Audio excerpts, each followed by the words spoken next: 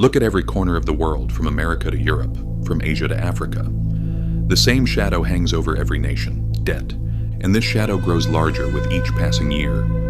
The United States today carries more than $38 trillion in debt, the highest level in its history. The European Union owes around $14 trillion, and Japan nearly $9 trillion. Even petroleum giants like Saudi Arabia or export powers like Germany and China are under massive debt burdens. But here's the question that keeps the mind busy. If everyone is in debt, who is this debt owed to? Welcome to the Capital Archive. This is where money intersects with history, power, and human stories. Here, no truth is as simple as it appears from the outside. Debt is not just a burden, it is the skeleton of the modern world. Every war, every crisis, every economic collapse, every rise, they all stand on this invisible skeleton. And when you follow this chain of debt all the way to the end, you encounter an unsettling truth. The world is actually not indebted to anyone. The world is indebted to itself. But this doesn't mean everyone benefits equally. On the contrary, some of us face more harm and difficulty than benefit. Today, the planet's total debt exceeds $315 trillion, nearly 3 times the size of the global economy. How did we get here? To understand this, we need to go back long before credit cards and digital banking. Back to the moment national debt was born. The year 1694. England is in the middle of a war with France, and its gold reserves are nearly gone. Desperate, the king turns to wealthy merchants. In return, he promises them continuous interest payments based on future taxes. The merchants accept the offer, and thus both the war is financed and the flow of history is changed. The Bank of England is established to manage this new order. The state can now spend money it does not have, and the merchants obtain something priceless, a promise from the government. That promise becomes a tradable asset, and thus the treasury bond, the foundation of modern finance, is born. This model quickly spreads across Europe. France adapts it, the Netherlands develops it. The newly formed United States finances both its revolution and its westward expansion through this system. Debt is no longer a sign of failure. It becomes a signal of credibility. The ability to borrow means the ability to govern.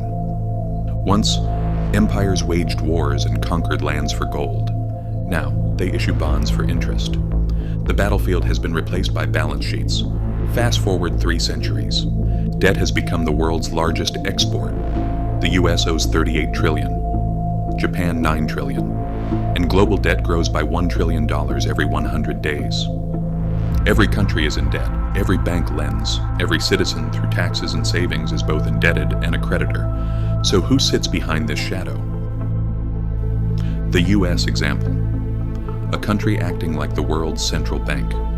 About half of America's $38 trillion of debt is not owed to the public, meaning not to government institutions, but to investors. Roughly 66% of these investors are Americans: banks, pension funds, insurance companies, investment funds, and the Federal Reserve. The remaining portion, nearly 33%, $9 trillion, is held by foreigners. The biggest foreign creditor is Japan, $1 trillion. Next is China, $800 billion. Then come the UK, Luxembourg, and Belgium. So the saying, America owes China, isn't entirely wrong, but this debt is only 2% of the total. The rest of the debt is owed by America to itself. The Treasury issues bonds. Banks and funds buy them. The FED buys some of them back and creates new dollars in return. Interest is paid through tax revenues, and the interest flows back to American pension funds. It's like looking in a mirror. The debt is real, but the creditor is mostly the same system. And this isn't just in America. The same cycle occurs all around the world. Japan buys US bonds. The US lends to Europe through the IMF. Europe provides loans to developing countries via the World Bank. Developing countries invest their reserves in US and European bonds, funding developed nations. And thus the global economy becomes a giant table composed of nations lending to one another. Every state relies on the debt of another. Every promise is tied to another. It's as if everyone is trading debt slips with each other. And the system survives only as long as no one gets up from the table. And the invisible force that runs this table, the markets. Behind government bonds lies a vast network, hedge funds to pension funds, from sovereign wealth funds to central banks. These institutions managing trillions of dollars determine who borrows cheaply and who pays high interest. When confidence is lost, currencies collapse, interest rates surge, governments fall, economies are reshaped overnight, democracy determines who governs, markets determine who survives, and at the top of this order are central banks. They not only manage debt, they create it. As central banks buy government bonds, they create new money. A debt on one balance sheet becomes an asset on another. Every dollar, every euro rests on a record of debt. There is no money without debt. But what if confidence breaks? Recent history has shown us the lessons. 2010 Greece. Debt became unpayable. Interest rates exploded. The ECB and IMF intervened. The cost was austerity, suffering, unemployment. Argentina. Multiple defaults. Debt became a national fate. Sri Lanka. Foreign currency ran out. Fuel shortages, political collapse. When the system collapses, creditors become visible. The IMF, rating agencies, anonymous bondholders. But the interesting thing is this. After the collapse, the cycle begins again. New debts replace the old ones. The machine runs again under a new name on the same balance sheet. And the most hidden truth of the modern debt system: debt is not meant to be paid off. Governments do not plan to eliminate their debt. Not now, not ever. This is not a conspiracy. It is the system. States renew their debt like a subscription. The interest on old bonds is covered by new bonds. This refinancing cycle continues indefinitely. The real product is not the principal, but the interest. The rent of stability. The world economy now runs on this rent. This is why the US does not eliminate its debt. Japan doesn't either. Japan has sustained this for a long time, and its total debt has risen above 250% of its annual economic output, its GDP. In fact, paying off global debts would collapse global finance, because bonds are as essential to banks, funds, and central banks as cash. Politicians' claims of "we will eliminate the debt" are beautiful fairy tales, but not reality. The real goal is to make the debt sustainable. And the unseen cost of this system: inequality. The phrase "we owe the debt to ourselves" is correct, but incomplete. Interest payments are not distributed evenly across society. The flow always moves upward. Taxpayers and workers pay, big funds and institutions earn. This is why global inequality rises as global debt rises. This story reflects the same pattern. From individuals to nations, from nations to the world. Debtors are not victims, creditors are not villains. But the system is a machine, and its fuel is confidence. If the fuel runs out, if new debts cannot catch up with old ones, the true face of the game appears. There is no single villain at the top of modern finance, and no single hero. Not China, not Wall Street, not the IMF.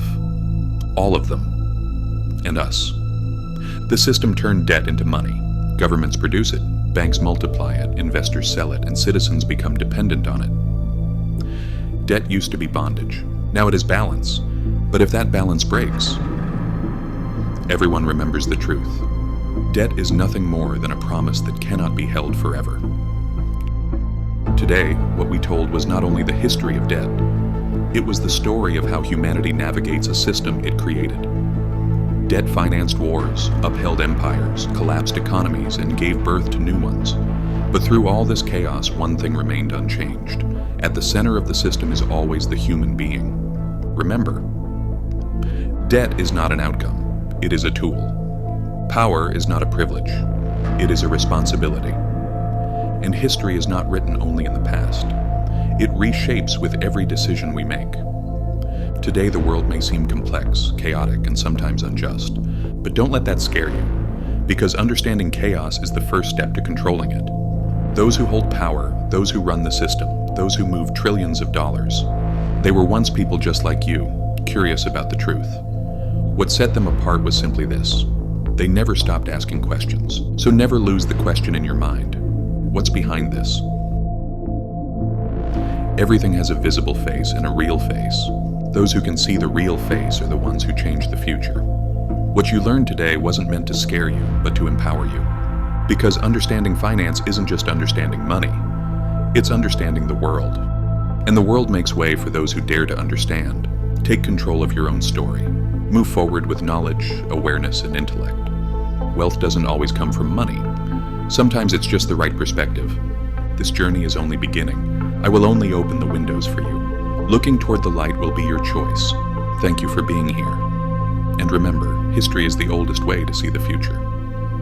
And you are the one who will carry what you've seen into the future. If this journey has given you a new perspective, don't forget to subscribe to the channel and like the video.